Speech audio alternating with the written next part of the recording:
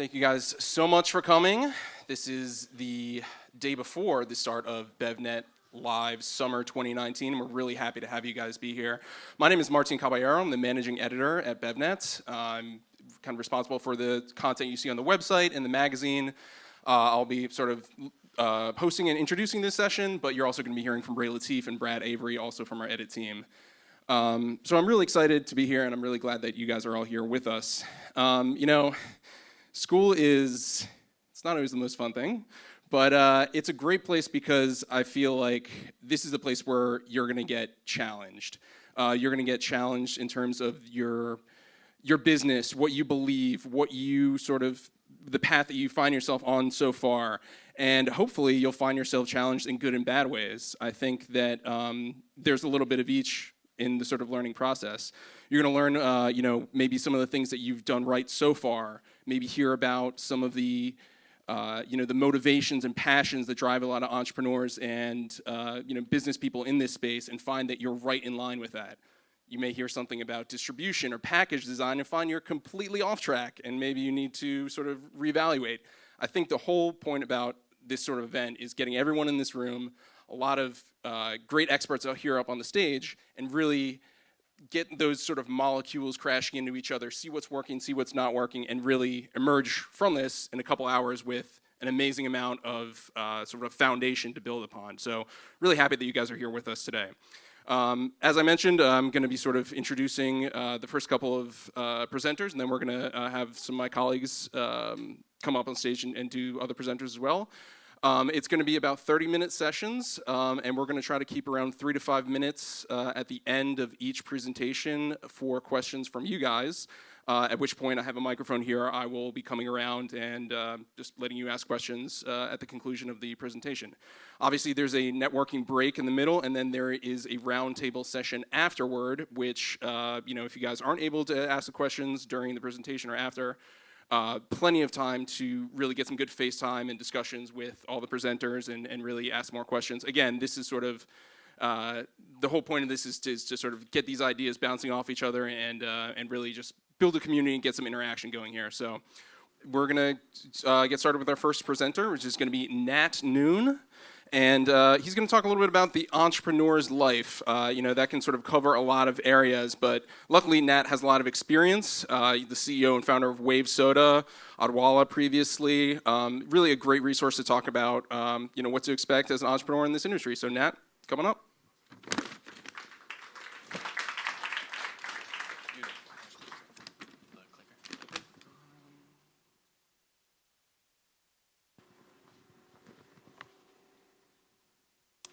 All right, how's everyone doing? Great. Just so I can get a read of the room, how many people, just raise your hand, are pre-revenue? Anyone? Wow, that's awesome. How many people are like sub 2 mil? All right, this is great. Okay, how many people have Martin's plaid shirt? What? Yeah, that's awesome. So Jeff called and asked me to teach kind of this lesson, and he said, I want you to come and talk about the entrepreneur's journey. And I'm like, man, that's awesome. Yeah, we can talk about all these great things I did. And, I went to Vermont. That time I drove through the snow and I made 30 deliveries in one day. And I'm like, oh man, that time, I opened up Whole Foods Global and it was like a huge win for the company. And I was pumped. And he's like, yeah, you could. Or maybe, you stubbed your toe a lot. Why don't you talk about those times? Why don't you talk about all the life lessons of what not to do? And I'm like, okay, I got it. And so this kind of session is going to be more of, a grinder's perspective. I've been at it for about 25 years, bounced around a lot, learned a lot in those times, but this is not the Harvard Business School version of how to jump into beverage. This is the kind of School of Hard Knocks version. So take what I say with a grain of salt. Let me just give that caveat.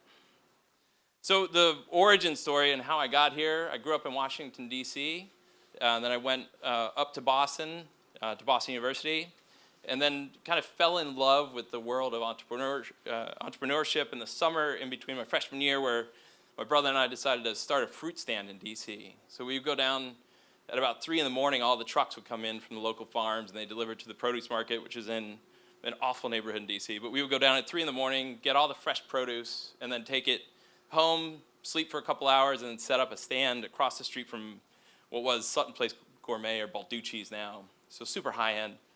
And we were selling produce for, half the price that the store was, and we were doubling, making a 100% profit, and it was sick. It was the greatest summer of my life, and I fell in love with the industry of tangible.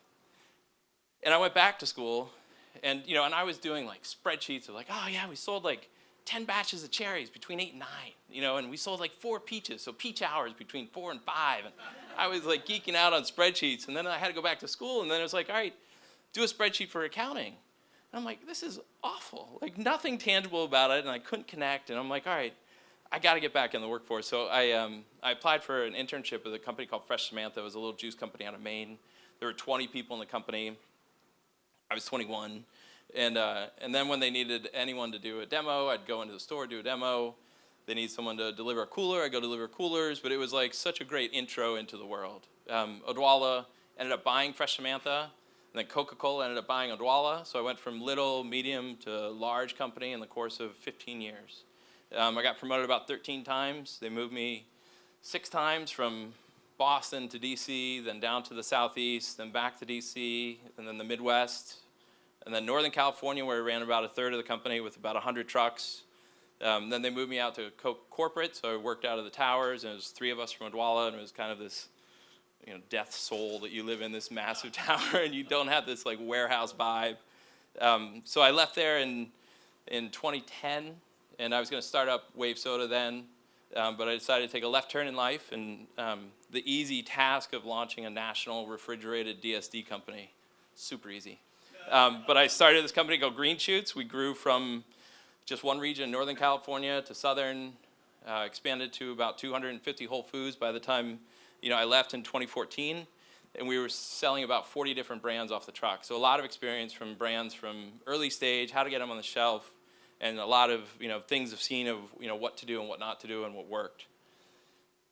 I think one of the things when I look at this, and I started Wave after I left in 2014. I consulted for a little bit with smaller brands, and then I started Wave in 2017. So I'm 2 years into the grind with with a lot of you guys in terms of where I am in the cycle, again, and one of the quick things when I would work with smaller companies, the first thing is our industry is not rocket science, right? We're not doing surgery on brains. It's very straightforward, right? We're trying to get a good product into a package and onto the shelf and have someone buy it. Some of the basics I think you can learn through flashcards, right? The number of acronyms that people use in this industry are kind of done to prevent the little guy from feeling like they're a part of the circle, right? And you can learn these acronyms fast so that you feel like you're keeping up with everyone in the room. So if everyone wants to write down these, I'm going to quiz you with 8, and then at breakout, if you have any questions on them, we can do. Ready? So write down these and see if you know them, and if not, we can go through them. Ready? OI, MCB, EDLP, SRP, DSD, CPG, FOB, and then how do you calculate margin? Let's start with those. But those are really straightforward ones that you're going to hear in your first and second meetings, and if you know them, you're going to be able to keep up with the room. And I remember I was 20-something, I just got promoted to run the Southeast, and I had spent a ton of time managing the DSD, so the route trucks, but I hadn't spent a lot of time running warehouse programs and working with distributors. And 2 people I got promoted ahead of had been in the industry 20-some years, and I think they were a little bent that I got it, but they were they'd sit down with me and be like, hey, we need your approval to run this this new distributor, and they need 20 points, and they want to run MCB at 25% quarterly. Can we do it? And I remember I was like, yeah, totally, we can do it. No clue what a point was. I didn't even know point meant percentage at that time. And I'm like, this is awful. I need to do something. So then I called a buddy that had been around for a while, and I'm like, can you just give me the quick, what are all the terms I need to know? So I wrote them all down. I literally flashcarded it.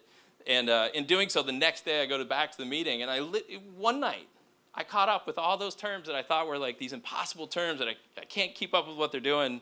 In one night, I knew exactly what they were talking about, and it made total sense. So highly recommend just knowing the basics and be fluent in them. I think the next thing, when I look at, kind of when we were choosing brands to put on the trucks at Green Shoots, or I know I geek out, I go to the stores and look at the different aisles, and, the one main thing is there are brands out there that differentiate and the ones that don't, right? It's super straightforward, and it's like you walk down the aisle, and for whatever reason, some it's like, all right, the whole aisle is, or that whole section is all matte, and these guys went with, a gloss, package, or these guys, everyone else is loaded with, sugar. These guys went sugar-free. Or, these guys, a whole, meat section, but these guys went, plant-based. You just see it right away that this brand stands out. Like, this is a brand that I want to buy and I want to try it. And, like, those brands have figured it out.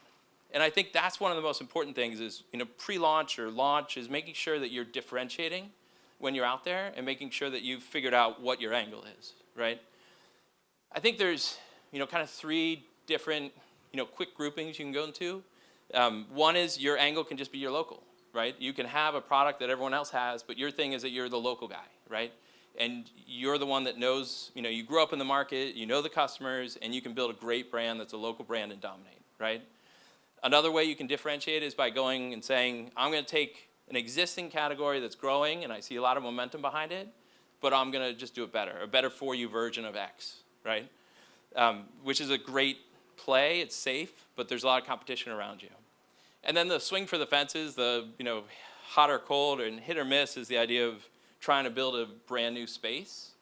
And you've seen this over the years where some just kill it and do a great job with it. And others just die because they're trying to build something that doesn't exist, right? I remember probably 10 years ago, Capsation, it was like awesome, this like spicy drink, and I was like, this is cool. I remember calling on Whole Foods, and they're like, I want anything with resveratrol. It's the new acai. Awesome.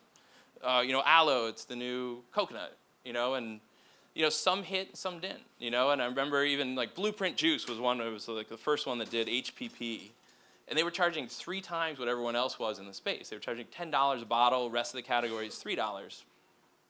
But they got it. They were different, right? And they did something different, and they won. They had a massive exit, and it won. But they were building a new space, right? So those are kind of 3 things, that I see as kind of differentiators you could do. After you've kind of figured out your differentiating angle, the idea is that it is just a straightforward process, right? It's, Bill Belichick, brick by brick, right? It's like one thing after the other. Just grow slowly and figure out, your stages you need to go through to get your brand launched and out there, right? And it's kind of, I see it as 6 steps to getting there, right? So one of the, first one is get your idea. Like, I got my idea and I'm ready to go. All right, next one is, now what do? Now I'm going to build my business plan, and I'm going to make sure that I've done some diligence in the market. I understand the category. I understand what I'm going into and the upside of, kind of what I'm attacking. I think the next step after that is making sure all your marketing's done. You've got your point of sale done, your packaging done, you've got your samples run, you've got your co-packing figured out, and you're ready to go after the market. And then step 4 is, getting it to the store. Find a way to get it to the store, sell it into the store, and can you get it on the shelf? And then at 5, it's either, is a customer buying my product? And then the more important thing is, are they buying it again, right? And I think if they're buying it again, you're ready to move forward to 6. You've done it. If they're not, go back to 3 and just reiterate. Figure out what you're doing that's not really, resonating with either the buyer or the customer, and then go back to the basics and say, let me just redesign or let me reformulate. And then 6 is really just get after there and grow, right? Make sure that what you have is ready to scale, find out what your customer list is, and start attacking them. I think one thing is, during the process, a lot of times smaller brands, like, I've watched them overthink it, right? And the one thing is, don't overthink it. I think so much innovation can happen after you're on the shelf and you're in front of customers, you're in front of buyers, and you're finding out, are they into what I'm doing? And a quick story, I was running Philadelphia, or the Mid-Atlantic, for Odwalla, and I remember they brought in this, like, big hitter from Coke, and he worked at Minute Maid. He'd run, Minute Maid South Africa, Minute Maid Vietnam, and, I looked up to him, and I was, again, 20-something. I was like, man, hey, I want to do this, like, contest for the route guys. I want to make sure that, we get sales. Can I try this? And he'd be like, yeah, sure. And I'd be like, hey, I got this other idea. I want to do this. And he's like, yeah, sure. By the 4th idea, he's like, dude, do me a favor, like go research this guy, Enrique Fermi, and then come back to me and tell me about him. And I remember I was like, all right, I don't know who that is, but I'm gonna go research. And this is barely internet time, so I'm like, all right, I'm gonna go research. And I research him, and halfway through, I'm like, all right, I get what he's doing, right? So Enrique Fermi was on the project to build the atom bomb, and he was a scientist, and he's classically known for, they sat there in front of the panel, and they're like, all right, so how big is this explosion gonna be? And he's like, really big. And they're like, you're a scientist, where's your numbers? And he's like, yeah, I don't know, it's gonna be really big. And they're like, all right, and his whole thing was not being precise. So they actually created a unit of measure called the Fermi, which is about 3 feet, right? And his whole principle was, I'm gonna go and I'm gonna come up with a theory, and I'm gonna then go test my theory. And one of two things is gonna happen. Either my theory is correct, or my theory is wrong, and now I know the right answer, right? But the whole idea is get out there and do something, and make sure that you're pushing forward the testing process. And don't be afraid of going out early and trying to make the perfect thing in the lab before going out. Go out with your best shot and then iterate after. So you've made your product and you're ready to get out to the stores. One of the other terms we hear is class of trade or channel, right? And so in the industry, there's basically 9 different classes of trade, and 7 of them are tracked. At Coke, we used to buy a 7-channel report, and we could get that had a breakdown of how your performance is against your competitors in that report. Very expensive, so none of us can afford it right now, but technically there are 9 channels, right? So it's grocery, so all your conventional grocery. Then you've got your natural specialty, so the Whole Foods of the world. You've got your independent, so all the up and down the street accounts, basic ones. Food service, so that's all the cafeterias, dining, hotels. And then you've got CMP, so all your convenience and petroleum or C-stores. And then you've got drug, so CVS, Walgreens of the world. And then you've got basically alt channel is what they call it. So that's like the Dick's Sporting Goods, the FedEx, Kinko's. All these places you don't think about are technically this alt channel, which are great buckets sometimes to jump into. And so when you're building your brand, it's like designing it with one of 2 of these channels in mind, right? I want to be a natural product. So if I'm going to be a natural product, make sure I'm designing it with non-GMO, organic, somehow lighter colors. I'm speaking to the origin of the ingredients. If I'm designing it and I want to be a convenience store product, then I'm skewing a little bit more male. I'm going a little bit hardcore in terms of my ingredient levels, and I'm designing a lot of my package ideas with that in mind. I think after you lean into those 2, there's a lot of brands that can kind of shift a little bit into different spaces. But for a lot of it is, your home is your home. And obviously places like club can translate, and some of the other channels you can jump in time. But to start with, hone in on 1 or 2 that you feel is your home, and make sure that you're focusing everything from your brand to your packaging on it. Because as you go out and you're calling on all these different doors, you're going to get a lot of different advice, right? If you feel that you're a natural brand, and then you go and you speak with a convenience store buyer, they're going to tell you a totally different direction to take your brand in. They're going to be like, I don't like this. Your sell sheet needs to look like this. Your package should do this. And after that 3rd or 4th different channel you've called on, and you're kind of tweaking, there's another great one is a camel is a horse designed by committee, right? Like, you can get the most screwed up version of your brand if you're listening to everybody's idea, right? So your brand, who you want to be and what you're creating. So stick with it and just make sure that you're leaning in hard on your 2 channels that you feel you're going to present best in, and go after them. And in time, worry about those other buyers or other classes of trade you're going to go after. Each one of those classes of trade, another term is RTM, but route to market. Every one of those classes of trade have a different way to get the product to the store, right? And the 3 major ways to get the product to the store, your first is DSD or direct store delivery, which is usually your little route truck that's going to a lot of the independent coffee shops, bagel shops, up and down the street business. And there's technically 2 subdivisions of DSD. You have what's called pedal sell, where someone has the product and inventory on their truck. They then go to the store, they pull up at the back door, go to the shelf, see what you need. They write the order, come back to the truck, pick the order, and then go load the shelf. The other one is pre-sell DSD, where you have, those kind of 3-button collared shirts and the logo, and someone's going in with a tablet, and they're writing the order for the store. And then after they've written the order, then the truck follows up behind them, and then they make the delivery. It's still considered DSD, but it's, pre-sale. The next one is a broadliner. So, we've seen all the tractor trailers, the UNFIs, and the KHEs of the world. So they're great at getting the product from their warehouse to the back door of the store, but they won't work the product on the shelf. And so all the ordering is done by the store level, team. They'll place the order, and then when that product, that pallet arrives in the back room, they'll break it down. That might have, 20 brands on it or 50 brands on it. They'll break that down and load that on the shelf.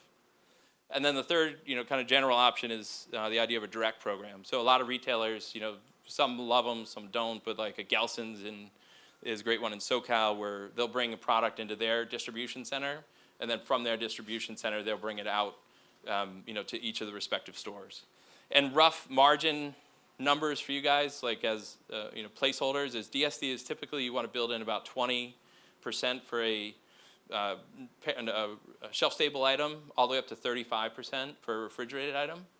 And then your broadliners are anywhere between 10% margin to 20% margin. A lot of them, 20s are standard, but they usually have, cost plus 8 or cost plus deals. So it's a cost plus 8 deal, for example, between UNFI and Whole Foods.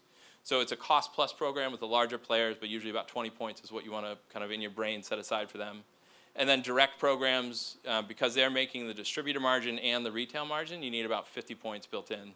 There's that point word. 50 points built in, for them as you do it. And technically, just to go back, the right answer to me is kind of a quilted system where you have, DSD to hit all the independents. You've got, the broadliners that are taking it to all the large grocery, and then you have some direct programs as well. So, at the end of the day, when you're getting your national coverage, you're going to have, your toe in each of these buckets. Next one's a funny one, but no joke, that was our technology when I started in the business. It was like, all right, we want to open up this new market, who we're going to go after? And we would grab the yellow pages. We're like, all right, let me find health food stores. And then we'd write down the 7 or 8 health food stores. We're like, all right, let me find independent. And you go down, you find them. And God forbid you had to open a market you didn't live in because you didn't have a yellow pages for North Carolina. So you're sitting there, you're like, damn, I don't know. I don't know where we're going to go, And today, technology is ridiculous. Like, we could open up Yelp right now and find within 2 miles of us all the best retailers to hit, right? There's your target list. There's no secrets anymore about, where am I going to find the best next store for me? It's like, yeah, go to Yelp. Who's got the best reviews? You can see pictures of how big the store is.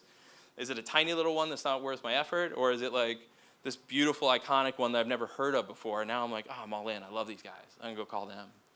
And it goes beyond just sales. It goes into, everything from, your whole back office system, right? So I set all this up in Wave with the soda company I started. We basically are using all these monthly subscriptions.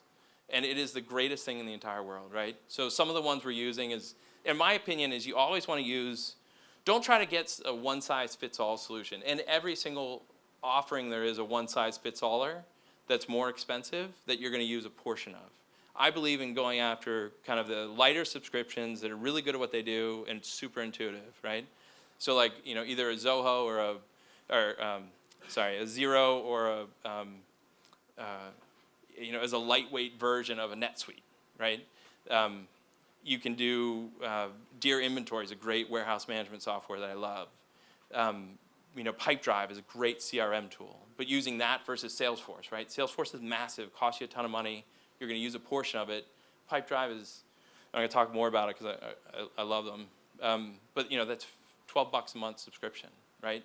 So I have basically my full infrastructure kind of back office built for about, most expensive is Deer Inventory, which is about $150 a month, but it's about $250 all in. I have my whole back office designed, and it's all talking to each other.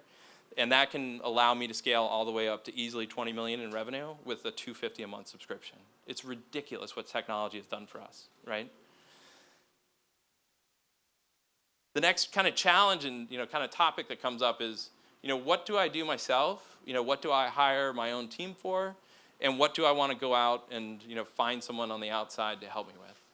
I think there's a couple perspectives here that I'm going to share, but I think again it's as technology has opened up a lot of opportunities, it's also opened up the world, right? So if I want to go out and build a website, I went out and for $660, you can see the Wave website. $660 is what it cost me. I was getting quotes for 10,000, from a U.S. company, right? 10 to 15, and it's direct to consumer, WooCommerce. It's beautiful, and it was inexpensive. Point of sale. I want to get a super awesome sell sheet. I want to get whatever done. You can outsource. The big thing is you have to know what you want when you're outsourcing. This is my experience. You can't go to them and say, here, I need this. They're not experts in the industry for the U.S. Expectation. They know what they know, and they're really good with the design work or the computer work, but you have to tell them what you need. And if you can find a way to communicate with them and figure out a way that you guys can get along, it's a fantastic opportunity to save, and everything will cost you about 1/10 of what it will cost you if you keep it kind of local. The other things that, for me, it's the world of dropping ahead into a new market and expanding. I think back in the day, it was, a lot of companies went out early, right? I want to open up Newterra, I want to open up NorCal, so I'm going to go find a, BDM and have them drop in the market and open up accounts. There's just that cycle where you're, at zero revenue and you're paying a full nut on their expenses, and then you're eating that. And if you do that in markets 2 and 3 and 4, all of a sudden you're buried. This world of, I believe, again, it's this idea of not a one-size-fits-all. There's the NS sales of the world, there's the Acostos of the world that will cover you nationally, which is a great opportunity when you're national. But until then, don't pay the national toll for a regional play, right? So you can go into a market, and, I use a broker in NorCal that does, he's an ex-buyer there, has great relationships, it's perfect. And you're paying a retainer of about $1,000 to $1,500 for a regional broker. That will get you some nice, seeds planted. You'll be able to get some density in the market. You grow until, whatever your number is, you hit a weekly or monthly run rate, then you drop your head in the market to support. It's a way to save costs up front, and it's a way to kind of scale into a new market, and I am a fan of this kind of method.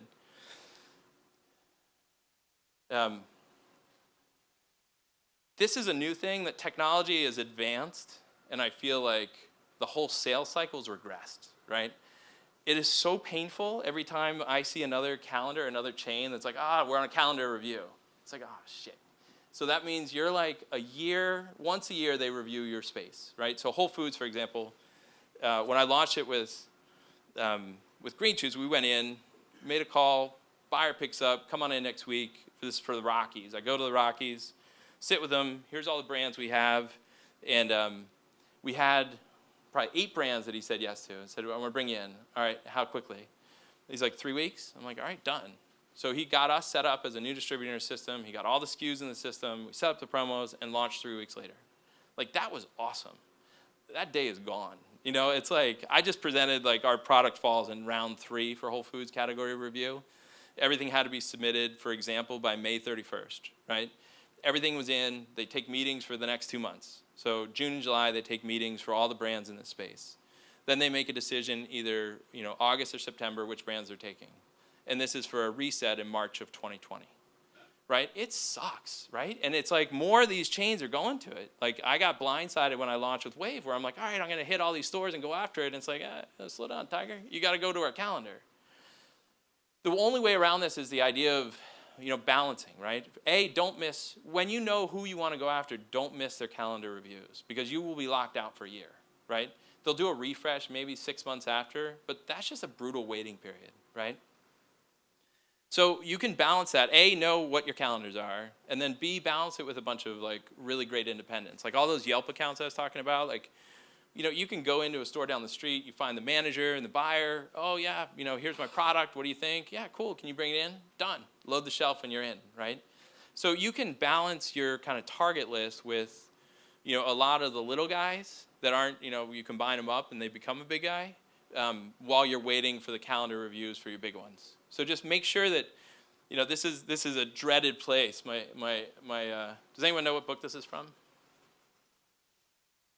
All right, none of you obviously have kids. Just kidding. So I have a 4-year-old at home, and I'm trying to convince him this is his favorite book. It's The Old Places You'll Go by Dr. Seuss. But every time I hit this page, it's like, this is my life. It's like the waiting place. And don't end up in the waiting place. You sit there and you're waiting for the buyer to call, you're waiting for the next category review. It's like, keep momentum going and keep moving, right? because it will just crush you if you're sitting here like waiting for the next thing to happen. And I think this is where I go back to that CRM tool that I personally use, is called Pipedrive, where it's like I can sit there and if I feel myself drifting into this waiting place where I'm like, all right, maybe next week I can send it. It's like, no, man, do it now. Like, and in the Pipedrive, tool, you can just, hey, I send 4 emails tomorrow morning. You can just force yourself to kind of stay moving. And it's a death cycle once you end up here. And whether that's on waiting for your new sell sheet to come in, or waiting for your next batch of goods to come in, like there's so many things you can do to fill your time to not end up here, which is just a nightmare, and I've been there 1,000 times. Here's a favorite fact of mine. It makes me cry every time I read it, but all of you will run out of money. It sucks. I've run out of money more times than I can count, and it is the most crippling experience you can have as an entrepreneur, right? You're going to hear a lot of great strategies about money's out there. You can raise this money, and it's great, and it always sounds good, but at the end of the day, you're the one that has to make payroll. You're the one that has to put gas in your car. You're the one that has to pay your warehouse expense. You're the one that has to go buy a bunch of bottles. Like, it sucks, right? And there's like no happy way around this. I think the only thing that I have fallen on is this idea of like movement, right? It's the same thing as that waiting place. I had a, not too long ago, I was up in Boston, and I had this like great investor meeting, and it's like, all right, he's in. This is great. It's like, all right, I'm gonna put $100,000 in. I'm like, done, psyched. And I left there. He's like, I'll have it in 2 weeks. I'm like, no problem. Call my partner. I'm like, dude, just got another $100,000. We're pumped, high as a kite. Go get my car, go to leave the parking structure, put my card in, declined. And I go from this super high spot to fucking like death. And it's like, man, that hurts, right? And I don't know how many of you have been there yet, and if you haven't been, you will be soon, and I'll give you my number, and we got a little therapy session. But like, it's just one of those things that you just have to like prepare yourself for, right? And this is the world we signed up for, and we have to have thick skin. And I think the only way around it is by just constant movement, right? That one extra email. I use, again, Pipedrive for all my investors, right? I load in all these my investors that are on the, the target list. Here's where they are on the stage. This is when my next email is going out. This is my next follow-up. I hear someone that might like the space. I put their information in and just stay after it. And I think that's just obviously a super important piece about surviving. I'm going to leave you with one story that was told to me for the first time in the 7th grade by my gym teacher. And it was one of those stories I'm like, I don't know what he's talking about. And he just kind of blew it off. And for whatever reason, it stuck with me over the years. And I remember like maybe 10 years ago, I recalled it. I'm like, that's a great story. And it's basically 2 guys are sitting there and they're walking through the woods and they're kind of bored. And this huge snowfall just happened. And they get to this huge opening. And they look across, and there's this massive tree at the other side of the field. First guy goes to the second guy. He's like, all right, I'll make you a bet I can walk to that tree in a straighter line than you can. The guy's like, all right, go for it. First guy goes, walks to the tree, looks back, zigzag line the whole way. Second guy's like, all right, I'm going to go, gets to the tree at the end, looks back, straight as an arrow. First guy goes to the second, he says, how'd you do that, man? I stared at that tree. I did not take my eyes off it. I walked the whole way, never took my eyes off. The second guy goes, well, that was the problem. I knew the tree was there. I knew where I was headed, but I focused on the 8 bushes that took me to the tree. I think the moral of the story is like, we're all about stacking wins, right? And it's all about that extra facing. It's that extra store. I got one more placement. I got an eye level shelf down from knee level. I got this little shit corner store, but I got something. It's like stack wins. If you get enough of those wins stacked and you keep going, at the end of the day, you're going to reach that vision. You're going to reach your exit point. You're going to reach the growth that you were hoping for and get your brand out there. But don't become obsessed with that vision. Stay focused on I just got to win. Every day, just going forward and getting those little wins. And I think the journey's more fun, and I think you'll have a happier soul as a result too. That's all I have. Thank you very much. Great. Thank you so much, Nat. Really great stuff. All right, we got about 5 minutes. If anyone has any questions, just raise your hand, and I'll come over with the mic and let you ask. Anybody? Sure. Here you go, sir.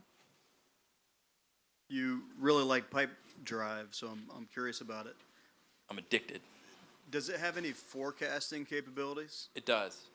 So you can put in there value on each one of your accounts, and you can put in a date that you think you're going to close that account, and it will track by month kind of what it's the good data in, good data out, right? But if you have a good sense of when it's going to close and a good sense of about dollars per store, you can get a pretty decent forecast out of it. Cool. I've got like 5 more questions, Yeah. so feel free to come back. Any other questions for Nat? Got a few more minutes. Sir? Just a little bit about Lake Soda. Yeah. Dude, that's great. No, I was addicted to soda, so the whole time I was selling juice, I was drinking 12 to 14 Diet Cokes a day, and not the best thing in the world. My wife's like, you're going to die of aspartame poisoning. So I wanted to get out, but there was nothing kind of happy place for me to fall into that had, my super simple needs of bubbles, a little bit of flavor, and a little bit of caffeine. So I went out and created it. Basically started with 3 flavors, 15% fruit juice, 85% soda water, and then 42 milligrams of caffeine, the same that's in like a Diet Coke. But no sweeteners, no monk fruit or stevia. It's just kind of more like the cleanly finish of like a sparkling water, but it has the functionality of a soda without all the other stuff. There is no stevia, nothing. Nope, nothing. So it's like an unsweetened version. So we have 2 grams of sugar in the cucumber and 5 and 6 in the others. Yeah, thank you for that. Any other questions? Oh, come over there. Yeah. Are you going to tell us Oh yeah, if you want to do it on a breakout, or I could do it now, whichever you want. All right. All right. So OI is off invoice. I can't remember which ones I gave you, but I'm going to rattle off a bunch. Off invoice. TPR is temporary price reduction. So that's when you give like a coupon or whatever at the store. SRP is suggested retail price. EDLP is everyday low price. FOB is freight on board. So that's when you basically they pick up product at your warehouse. You don't deliver it to them. Margin is probably the most important one. But margin, and I highly recommend getting a margin calculator. I don't know if you've seen those, but it's like, it's got 3 little buttons where you type in cost, sell, margin. It does all the hard math for you, but and they're $10 on Amazon. But margin is your sale price minus cost divided by cost. Markup is sales price minus cost divided by sale.